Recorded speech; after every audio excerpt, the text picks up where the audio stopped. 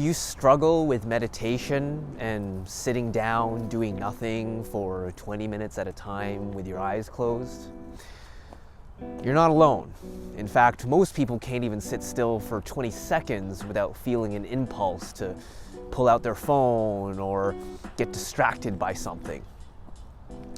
And that's because in our modern society, we've become so addicted to doing things that boredom, or just the idea of doing nothing, is basically a withdrawal symptom, not that different from an alcoholic when you take the bottle away from them. And you could use entertainment as a form of distraction, mindless phone scrolling, or even work.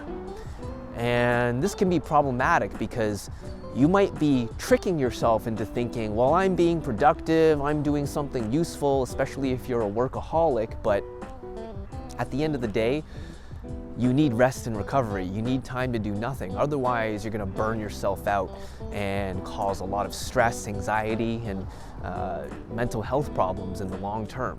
So that's why you probably have this feeling like, I should meditate. I should sit down and just learn to be with myself more. And you're not wrong for wanting that, but the thing is, I'm here to tell you, is you don't need meditation in order to meditate.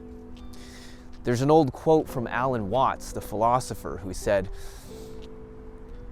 if you meditate for an ulterior motive, for example, to improve your mind, then you've already lost the point of meditation, which is to just be in the present moment. And if you're thinking about a future outcome, then by definition, you are not meditating. And so you can apply that logic to anything else. You could be meditating, doing anything in your life at any time, whether you're at work, going for a walk, spending time with family. And as long as you're fully present in the moment, you are meditating. So don't keep your eye on the future, especially when it comes to meditation itself. Don't do it for the sake of another outcome, like better mental health. There's a couple things in society where we actually still have this idea. Two great examples are dancing and music. You don't dance in order to get from point A to point B. And you don't listen to music to get to the end of the song. Because if that were the case, you would only dance to get from one point to another, and you would only listen to music for the sake of getting to the end of the song. And nobody does that. And so how do we apply that to being able to meditate in anything we do? Well, let's say you're at work. Yes, you do need to work for money and to have a sense of purpose and all these other external circumstances and outcomes. But if you're someone who actually enjoys what you do, you're actually in the flow state, in the moment of actually not thinking about anything else outside of the work itself, typically speaking, you're going to be better at your job. You're going to be more productive, more creative, and as a byproduct, you'll actually be more successful. And that's why you look at the people who are the most fit in the world. Exercise and working out, these are not chores for them. They just inherently enjoy doing the thing and getting fit and healthy and a great body. These are just byproducts of that.